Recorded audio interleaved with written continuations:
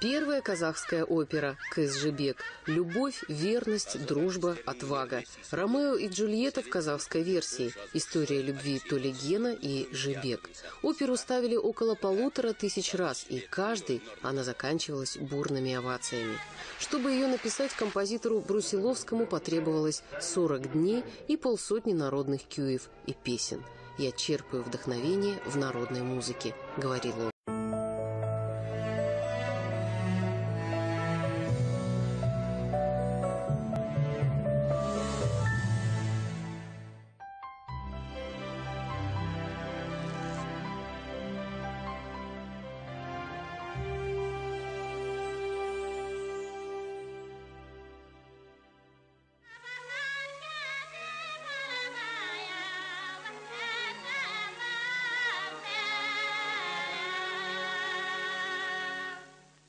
Первая казахская опера «Кыз-Жибек». Любовь, верность, дружба, отвага. Ромео и Джульетта в казахской версии. История любви Толигена и Жибек. Оперу ставили около 1500 раз, и каждый она заканчивалась бурными овациями. Чтобы ее написать, композитору Брусиловскому потребовалось 40 дней и 50 народных кюев и песен. «Я черпаю вдохновение в народной музыке», — говорил он. Ленинград. Спокойное величие, архитектурная масштабность, красота садов и парков, Нева. Он здесь так бы и остался, если б не эта встреча. О ней потом будут говорить как о переломном моменте в становлении музыкального искусства Казахстана. 1933 год. Руководитель Ленинградского союза композиторов Йохельсон у себя в кабинете организовал встречу. Ахмед Жубанов приехал в Ленинград приглашать этнографа или композитора на работу в музыкально-исследовательский кабинет при Алма-Атинском муздрамтехникуме. Из воспоминаний Евгения Брусиловского. И Ленинградский союз композиторов командировал Брусиловского в Алма-Ату.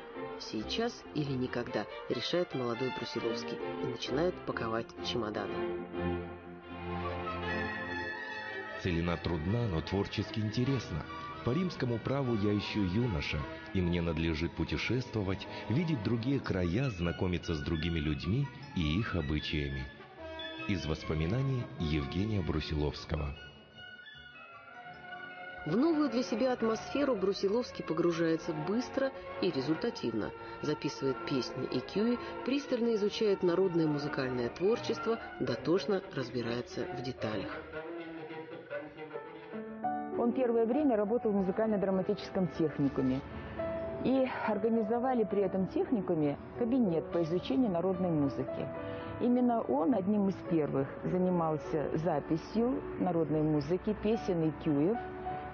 И сделал много обработок для голоса и фортепиано. Потом оркестровал казахские кюи. Всегда в поисках новой уникальной тональности, неустанный и неутомимый. Он стал основателем Казахской национальной оперы и автором ее лучших образцов. Кроме Кыз-Жибек были Жалбыр, Ертаргын, Айман-Шолпан и Дударай. Прежде чем написать тот же самый романс или песню, надо было войти в это состояние, передать не просто поэзию, но передать поэзию, соединить поэзию и музыку, и это ему удавалось. У него прекрасные мелодии. Слушая их, не думаешь о том, что автор их не казах. Именно Евгений Брусиловский создал Союз композиторов Казахстана и был его первым председателем. Эта сила воздействия уникальна. Человек замирает и вслушивается, как произносится то или иное слово, как исполняется та или иная вещь. Он пишет ноты для первых опер и много работает с молодыми талантами. Кудус Кужамьяров, Александр Зацепин, Бахыджан Байкадамов, Борис Ерзакович, Мукан Тулебаев, Куляш Байсеитова, легендарные ученики, легендарные